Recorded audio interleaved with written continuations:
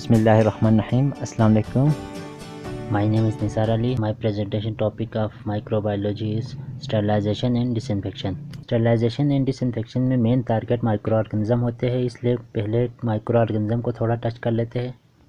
जैसा कि हमें पता है कि हम ऐसे माहौल में रह रहे हैं जहां बिलियंस और ट्रिलियंस में माइक्रो ऑर्गेनिज्म होते हैं। इनको हम मुख्तलिफ ग्रुप में तकसीम करते हैं। जैसे कुछ माइक्रो ऑर्गेनिज्म डिजीज़ काज करते हैं, उनको हम पैथोजेनिक माइक्रो ऑर्गेनिज्म कहते हैं, और कुछ माइक्रो ऑर्गेनिज्म डिजीज़ काज नहीं करते हैं, उनको हम नॉन पैथोजेनिक माइक्रो ऑर्गेनिज्म कहते हैं। और कुछ माइक्रो ऑर्गेनिज्म एज आ अपॉर्चुनिस्टिक ऑर्गेनिज्म के तौर पर रहते हैं, यानी कि वो हमारे बॉडी में एज अ नॉन पैथोजन के तौर पर रहते हैं, लेकिन कुछ कंडीशन जैसे लो इम्यूनिटी, मल न्यूट्रिशन, प्रेगनेंसी वगैरह में वो एज अ पैथोजन के तौर पर काम करते हैं। पहले स्टेरिलाइजेशन को डिफाइन कर लेते हैं। Removal of micro organism as well as their supports is called sterilization, यानी कि इसमें माइक्रो ऑर्गेनिज्म और उनके सपोर्ट्स को भी रिमूव किया जाता है।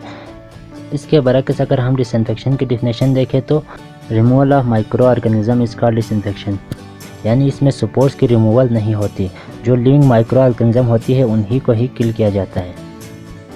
Method of sterilization and disinfection में आप यहाँ पर देख सकते हैं physical method, chemical method and physicochemical method.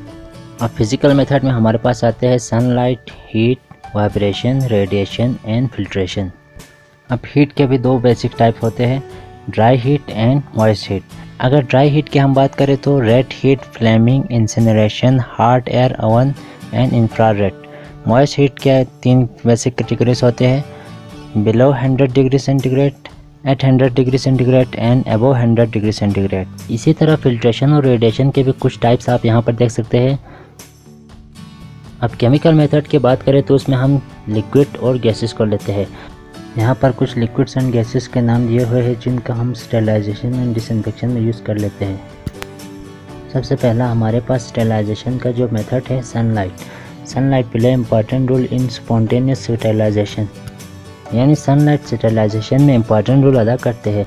Sunlight की मौजूदगी में जो स्टेरिलाइजेशन होती है वो मोस्टली अल्ट्रा वायलेट रेज की वजह से होती है। इस पिक्चर में सनलाइट की मौजूदगी में स्टेरिलाइजेशन कैसे करते हैं उसको शो किया हुआ है। फिजिकल मेथड ऑफ स्टेरिलाइजेशन में हमारे पास दूसरा मेथड था हीट। आप यहाँ पर देख सकते हैं practically efficient and inexpensive method of sterilization. अब इसके दो टाइप्स थे, moist heat and dry heat. इस पिक्चर में आप देख सकते हैं फ्लेमिंग एंड रेड हीट के मेथड को शो किया हुआ है, और इसी तरह ड्राई हीट में माइक्रोवेव ओवन उसका भी यूज़ करके स्टेरिलाइजेशन किया जाता है। आप यहाँ पर देख सकते हैं यहाँ पर मास्क को स्टेरिलाइज किया जा रहा है माइक्रोवेव ओवन में। अब अगला जो चीज़ है हमारे पास मॉइस्ट हीट। मॉइस्ट हीट में हम बॉइलिंग एंड पास्चराइजेशन को यूज़ कर लेते हैं किसी भी माइक्रो ऑर्गेनिज्म को डिस्ट्रॉय करने के लिए।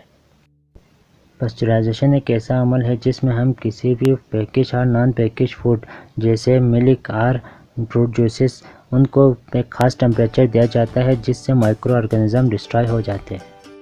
मॉइस्ट हीट का जो प्रोसेस होता है उसको हम तीन कैटेगरीज में डिवाइड कर लेते हैं, temperature below 100 degree centigrade, temperature at 100 degree centigrade, temperature above 100 degree centigrade. ये हो गए मॉइस्ट हीट के बारे में। अब sterilisation bye filtration.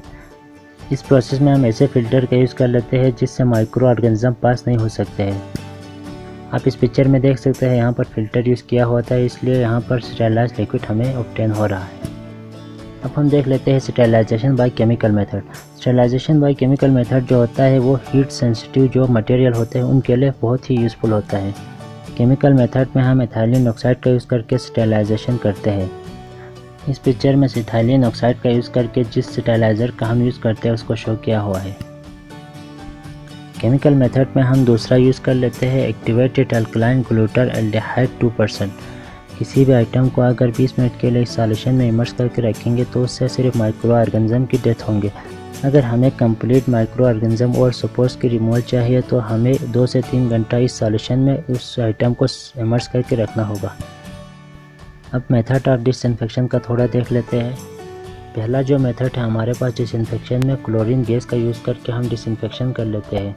Chlorine gas एक ग्रीनिश येलो गैस होता है। जब हम इसको हाई प्रेशर देते हैं तो ये लिक्विड में कन्वर्ट हो जाता है। जब ये लिक्विड में कन्वर्ट हो जाता है तो ये एज अ डिसइंफेक्टेंट काम करते हैं और इसको हम डिसइंफेक्शन के लिए यूज़ कर लेते हैं।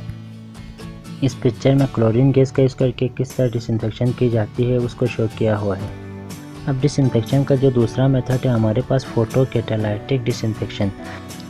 इसमें हम फोटो कैटालाइसिस के थ्रू डिसइंफेक्शन करते हैं, यानी कि इस प्रोसेस में हम लाइट और कैटलिस्ट दोनों की मौजूदगी में डिसइंफेक्शन का प्रोसेस कर लेते हैं। इस पिक्चर में फोटो कैटालाइटिक डिसइंफेक्शन के प्रोसेस को शो किया हुआ है। ये थी स्टेरिलाइजेशन और डिसइंफेक्शन के कुछ डिटेल्स। Thank you.